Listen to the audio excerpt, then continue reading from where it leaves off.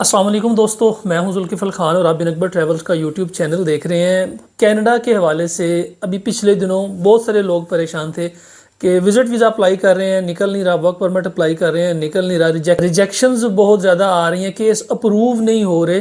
तो अभी फरवरी एंड पे 27 फरवरी को कनाडा ने अपने विज़िट वीज़ा के प्रोसेस में और वर्क परमिट के प्रोसेस में और इमिग्रेशन के प्रोसेस में बहुत सारी चेंजेस की हैं, जिसका बहुत सारा फ़ायदा पाकिस्तानियों को होने वाला है। लेकिन आपको स्टेप बाय स्टेप इसको समझना पड़ेगा कि किस तरीके से आप किस ऑक्यूपेशन में और किस नो कोड के साथ अप्लाई करेंगे तो आपको फ़ायदा ज़्यादा होगा। विज़िट वीज़ा के अंदर और टूरिस्ट वीज़ा के अंदर क्या चेंजेस हुई हैं, और इसके अलावा जो इमिग्रेशन का जो उनका प्रोसेस है एक्सप्रेस एंट्री का, जिसके थ्रू लोगों को इमिग्रेशन मिलती है या फिर कनाडा के वर्क परमिट्स मिलते हैं, उसमें क्या मेजर चेंजेस, बहुत बड़ी बड़ी चेंजेस की गई हैं, जिसका पाकिस्तानियों को बहुत ज़्यादा फ़ायदा होने वाला है। चेंजेस तो 4 से 5 किस्म की हैं, लेकिन 2 कैटेगरीज ऐसी हैं जिसके अंदर पाकिस्तानी बेहतरीन तरीके से फिट हो सकते हैं, और तकरीबन 40 to 50% पाकिस्तानी यहाँ से बैठ के कनाडा की इमिग्रेशन अप्लाई कर सकते हैं, बशर्ते कि आपने आइट्स किया हो और आपके पास कोई ना कोई सर्टिफिकेट या फिर डिप्लोमा हो। तो पहले बात करेंगे इमिग्रेशन की और वर्क परमिट्स की, उसके बाद फिर बात करेंगे विजिट वीज़ा के अंदर जो चेंजेस की गई हैं, जो कि बहुत ही इंपॉर्टेंट है। अगर आप उस तरीके से अप्लाई करेंगे विजिट वीज़ा तो 70 to 80% चांसेस हैं कि आपका विजिट वीज़ा अप्रूव हो जाएगा। तो जिन दोस्तों ने सब्सक्राइब नहीं किया वो सब्सक्राइब कर लें, ताकि ऐसी इन्फॉर्मेटिव वीडियोज़ आपको टाइम पर मिलती रहें। तो स्टार्ट करते हैं इमिग्रेशन से। 27 फरवरी को IRCC ने कुछ चेंजेस अनाउंस की थी। कुछ नए ट्रेड्स इन्होंने इमिग्रेशन में ऐड कर दिए हैं और कुछ ट्रेड्स इन्होंने निकाल दिए हैं, और 4 मेजर इनके जो सेक्शंस हैं आपकी स्क्रीन के ऊपर आ रहे हैं। एक हेल्थ केयर के रिलेटेड है, एक एजुकेशन के रिलेटेड है, एक फ्रेंच लैंग्वेज के रिलेटेड है, एक साइंस और टेक्नोलॉजी, इंजीनियरिंग और मैथ जिसे STEM स्टेम बोलते हैं उसके रिलेटेड है, एक ट्रेड के रिलेटेड है और एजुकेशन के रिलेटेड है। ये वो मेजर कैटेगरीज हैं जिसके अंदर चेंजेस की गई हैं, लेकिन पाकिस्तानियों को इनमें से सिर्फ 2 कैटेगरीज का फ़ायदा है। जो फ्रेंच लैंग्वेज है इसका कोई फ़ायदा नहीं। STEM जो टेक्नोलॉजी के रिलेटेड है, साइंस एंड टेक्नोलॉजी के रिलेटेड है, इसके अंदर कोई फ़ायदा नहीं है कि इसमें कैसे अप्लाई करेंगे, किस तरीके से अप्लाई करेंगे। पाकिस्तानियों को इसका कोई फ़ायदा नहीं। पाकिस्तानियों को फ़ायदा किसका है? एक एजुकेशन का, एक हेल्थ केयर सर्विसेज का, और एक तीसरा जो है वो ट्रेड्स का। ट्रेड्स में ज़्यादा पाकिस्तानी आ रहे हैं। तो पहले डिस्कस करते हैं कि ट्रेड्स में कौन कौन से पाकिस्तानी आ रहे हैं और ट्रेड्स में किन किन ऑक्यूपेशंस को ऐड किया गया और किन किन को बीच में से निकाल दिया गया। ये आपकी स्क्रीन के ऊपर ट्रेड्स आ रहे हैं। इन ट्रेड्स को ज़रा गौर से देखें।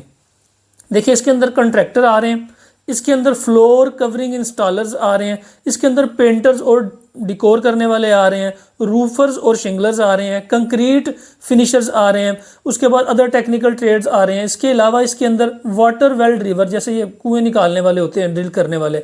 इसके बाद इलेक्ट्रिकल मैकेनिक्स आते हैं, जो इलेक्ट्रिक टेक्नीशियंस होते हैं। हैवी ड्यूटी इक्विपमेंट मैकेनिक्स आ रहे हैं, ब्रिक लेयर्स मिस्त्री। इसके अलावा कैबिनेट मेकर्स आ रहे हैं, गैस फिटर्स आ रहे हैं, इंडस्ट्रियल इलेक्ट्रिशियंस आ रहे हैं, शीट मेटल वर्कर्स आ रहे हैं।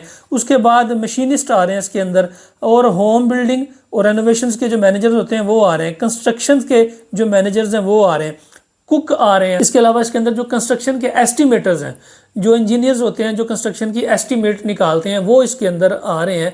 तो ये कैटेगरीज इन्होंने इसके अंदर ऐड की हैं कंस्ट्रक्शन के रिलेटेड और इसके अलावा ऑक्यूपेशंस के रिलेटेड।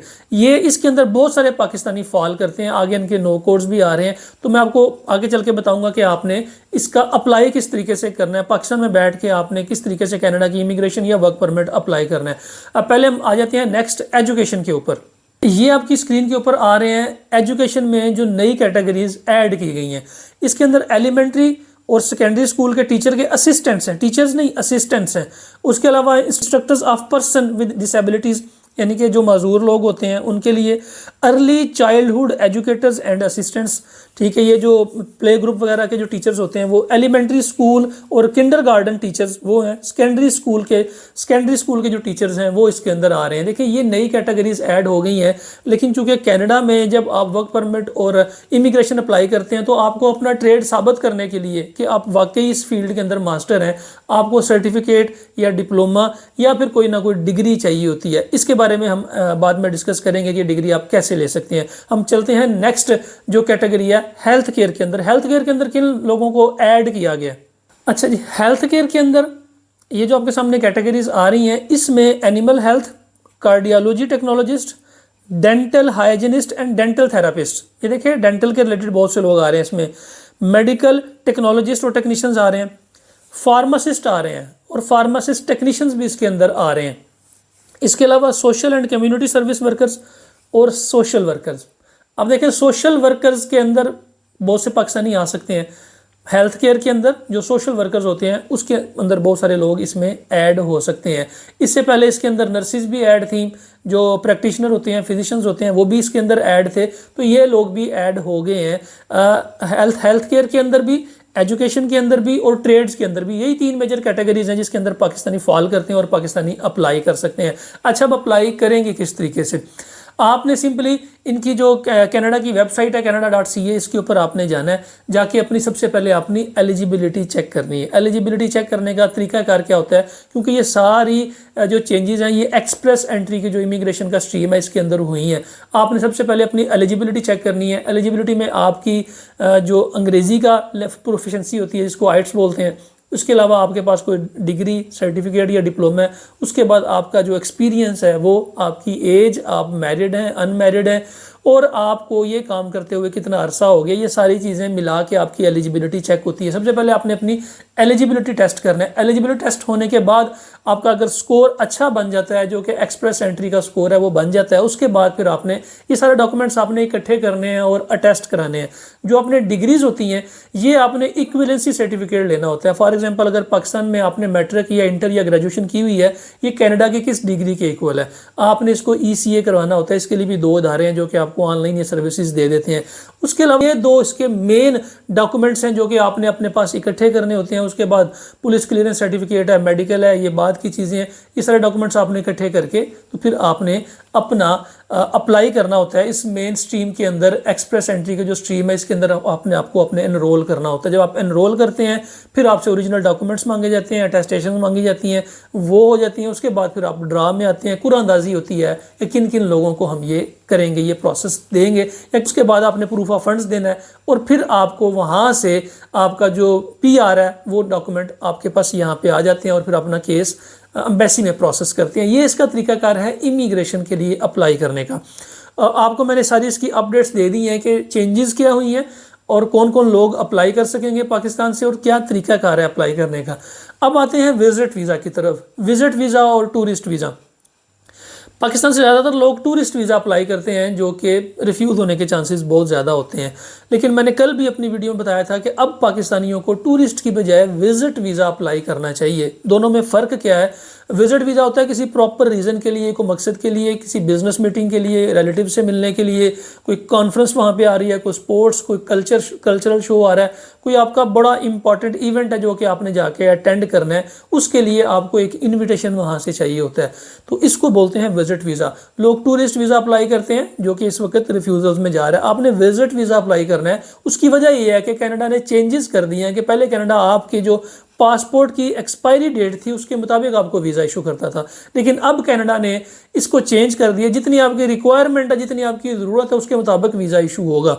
और अगर आप वहाँ से इन्विटेशन मंगवा लेते हैं तो फिर तो सबसे बेहतर है। इन्विटेशन मंगवाने का क्या तरीका है? आप जो भी कारोबार करते हैं, जो भी जॉब करते हैं, जो भी आपका इंटरेस्ट है, जो भी आपकी हॉबीज़ है, उसके रिलेटेड आपने देखना है कि कनाडा में कोई कॉन्फ्रेंस, कोई कल्चरल शो, कोई इवेंट, कोई टूर्नामेंट आ रहा है उसके रिलेटेड, तो आपने उसका इन्विटेशन मंगवाना है। और आपको कैसे पता चलेगा कि वहाँ पे कौन सा इन्विटेशन आ रहा है? स्क्रीन के ऊपर ये वेबसाइट आ रही है।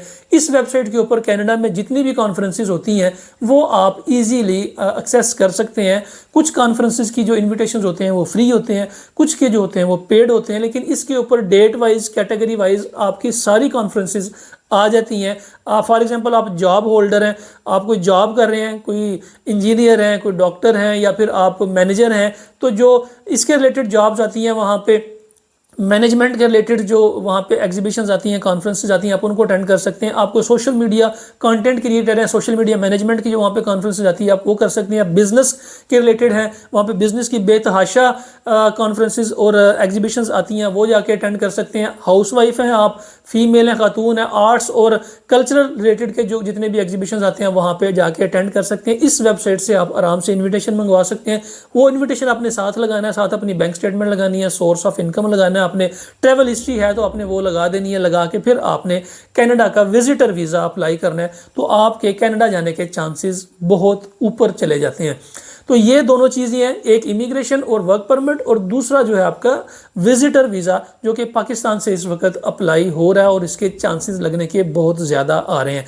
इस सिलसिले में अगर आपके जहन में मज़ीद किसी भी किस्म का कोई सवाल है, या फिर आप इसके अप्लाई करना चाह रहे हैं, अपनी असेसमेंट एलिजिबिलिटी चेक करना चाह रहे हैं, आपको खुद समझ नहीं आ रही, सारा कुछ समझाने के बावजूद भी आप समझ रहे हैं कि नहीं मुझे कंसल्टेंसी की ज़रूरत है, तो स्क्रीन के ऊपर नंबर्स आ रहे हैं, इन नंबर्स के ऊपर आप अपने डॉक्यूमेंट्स शेयर करके तो कंसल्टेंसी ले सकते हैं, अपनी असेसमेंट करा सकते हैं, अपनी एलिजिबिलिटी चेक करा सकते हैं, इमिग्रेशन में चेक करवा लें, विजिटर में चेक करवा लें, आप कहाँ पे फॉल कर सकते हैं, आपके डॉक्यूमेंट्स किस जगह पे ज़्यादा स्ट्रांग हो सकते हैं, तो आप करवा के तो हमसे रब्ता कर सकते हैं। फ़िलहाल के लिए इतना ही।